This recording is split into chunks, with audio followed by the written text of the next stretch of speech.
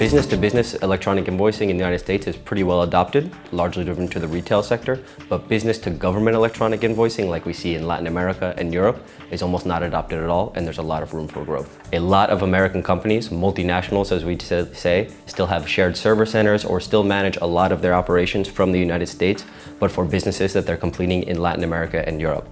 And while they're still doing the business operations from the United States, they need to comply and understand with local legislation in each one of those countries in Latin America or Europe.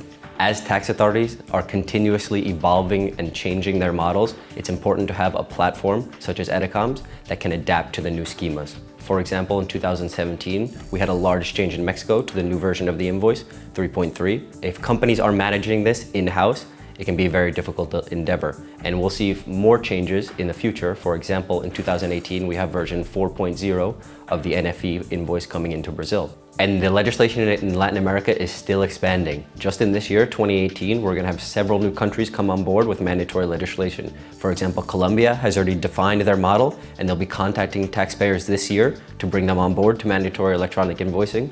A very similar situation is occurring in Costa Rica.